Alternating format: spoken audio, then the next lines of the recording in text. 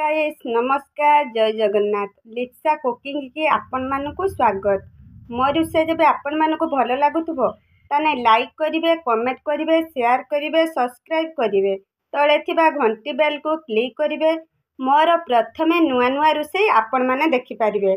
चलंतु आमे एबे रोषे स्टार्ट करिबा। आज आमे पोई घांट करिबा।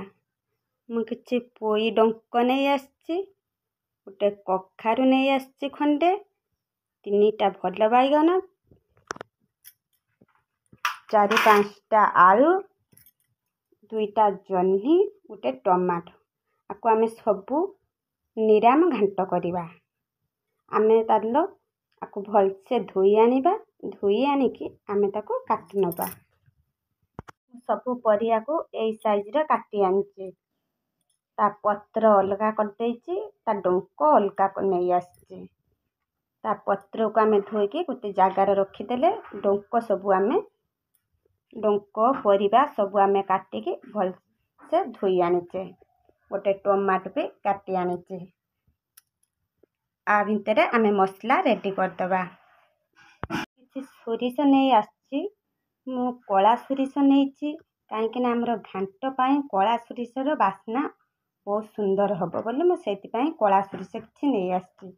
गोटे सुखला लंका नै आछि, किछि रसुण नै आछि, गोटे प्याज नै आछि। आमे आकु सबू गोटे पेस्ट करि आनिबा। मसला चिकन करिकि बाटी आनले आपण माने देखि पारथिबे। थर चलंतु रोषे स्टार्ट करिबा। लगे देले गोटे कढ़ा को बसई दबा। कढ़ा को किछि समय पई आमे गरम हबा को छाडी दबा। कढ़ा हमर गरम हे गलानी, आमे किछि तेल देई दबा। बहुत तेल मसला कम आमे रांधिबा। गाँ परी रांधिबा। देखि पारथिबे मैं केते तेल कम नेली। मु नेछि रिफाइन तेल, आपण चाहिले सोरिष तेल भी नै पारिबे। हम किछि 5 फुटण देई दबा। 5 फुटण हे गलानी, आमे काटी के रखिथिबा परिबा से तेल रो छाडी दबा। स्वाद अनुसार लुण दे दबा। गोटे चामच हलदी गुंड दे दबा। ताकू आमे भलसे गुळे नबा खुसुनी साहाय्य। ताकू ढांकिया पाई आमे गोटे मिनिट छाडी दबा। कुछ समय पर ताको एमती बांधे नबा। आम परिबा सबू सिझी गलानी। आम परिया सबू सिझी जाइए केमिति। एई टाइम रे आमे रखिथिबा पोई पत्र को छाडी दबा।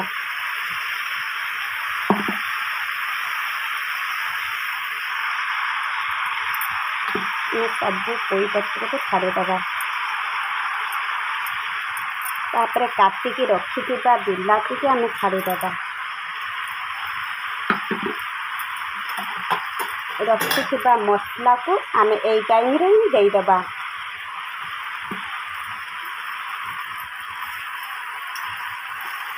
देकी मसला को आमे टिके एमती ढांकी दबा। ढांकी देकी धीरे आंच रे आमे ताको किछि समय पई ढांकुड़ी दबा। गोटे मिनिट हे गलानी मसला दबार।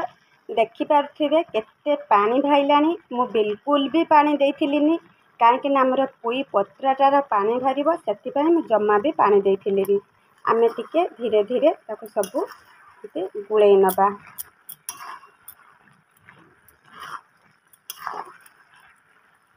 सबू गुळेई नै साइला परे आमे किछि चीनी देई दबा। काहेकि ना मु कंचा कखारु नैछि, कखारु माने फसका लागियो बोली मु सेति पई हाफ चामच चीनी देली।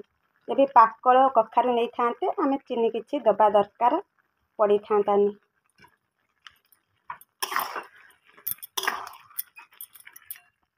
आकु आमे गोटे जागा को खोली आनिबा। एई कढ़ार आमे आ किछि तेल देई दबा।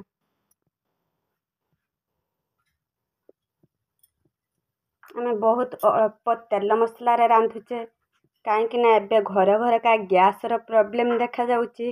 सेति पई आमे बहुत तेल मसला कम रे रांधिबा को चेष्टा करिबा, किंतु भल टेस्ट हबा दरकार तरकारी। ତେଲ ଦେଇଦେଲେ, ଗୋଟେ ଶୁଖିଲା ଲଙ୍କା ଦେଇଦେଲି, 2ଟା ତେଜପତ୍ର ଦେଇଦେଲେ, କିଛି ରଖିଥିବା ଛେଚିକି ରସୁଣ ଫାଙ୍କୁଡ଼ା ଆମେ ସେଇ ତେଲରେ ଛାଡ଼ିଦେବା। ତାକୁ ଟିକେ ଡାଙ୍କେଇ ଆଣିବା। ବେଶୀ ରସୁଣକୁ ଆମେ ବେଶୀ ଇଏ କରିବାନି, ଖାଲି ଜଷ୍ଟ ଟିକେ ରସୁଣକୁ ଆମେ ଗରମ କରିନେବା। ରଖିଥିବା ଆମେ ପରିବାକୁ ଏବେ ସିଝା ହେଇଥିବା ପରିବାକୁ ଆମେ ତା ଉପରେ ଛାଡ଼ିଦେବା। ସାଙ୍ଗେ ସାଙ୍ଗେ ଆମେ ଢାଙ୍କୁଣା ଦେଇଦେବା, କାହିଁକିନା ବାସ୍ନାଟା ବାହାରିଯିବ। 1 ମିନିଟ୍ ପରେ ଢାଙ୍କୁଣା ଖୋଲି ଆଣିବା। ଆମେ ସବୁ ମିଶାଇ ଦେବା।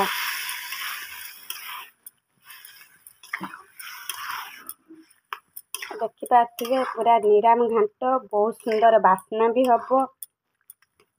ଗରମରେ ବି ଖାଇପାରିବେ, ପଖାଳରେ ବି ଖାଇପାରିବେ, ବହୁତ ଟେଷ୍ଟ ବି ଲାଗିବ ଏ ଘାଣ୍ଟ। ଆପଣ ଘରେ ଥରେ ତିଆରି କରନ୍ତୁ ଏଇ ପ୍ରୋସେସ୍ର, ଦେଖିବେ କେତେ ଟେଷ୍ଟ ଲାଗିବ ଏ ଘାଣ୍ଟ। ଆମର ତ ରୋଷେଇ ସରିଗଲା, ଆମେ ଏତିକି ହିଁ ରଖିବା, ବେଶୀ ପାଣିଆ ରଖିବାନି। ଏ ଘାଣ୍ଟ ବେଶୀ ପାଣି ରହିଲେ ଘାଣ୍ଟ ଖାଇବାକୁ ଜମା ବି ଭଲ ଲାଗିବନି। ଆମର ଏ ଘାଣ୍ଟଟା ଶୁଖିଲା ରହିବା ଦରକାର। ଆପଣମାନେ ତ ମୋ ରୋଷେଇ ଦେଖିଲେ, ମୋ ରୋଷେଇ ଯଦି ଆପଣମାନଙ୍କୁ ଭଲ ଲାଗୁଥିବ ତାହେଲେ ଲାଇକ୍ କରିବେ, କମେଣ୍ଟ କରିବେ, ସେୟାର କରିବେ, ସବସ୍କ୍ରାଇବ୍ କରିବେ। ତଳେ ଥିବା ଘଣ୍ଟି ବେଲ୍କୁ କ୍ଲିକ୍ କରିବେ। ପ୍ରଥମେ ମୋର ନୂଆ ନୂଆ ରୋଷେଇ ଆପଣମାନେ ଦେଖିପାରିବେ। ଏତିକି କହିକି ରହୁଛି, ପୁଣି ଦେଖାଯିବ ନେକ୍ସଟ ରୋଷେଇରେ। ଜୟ ଜଗନ୍ନାଥ।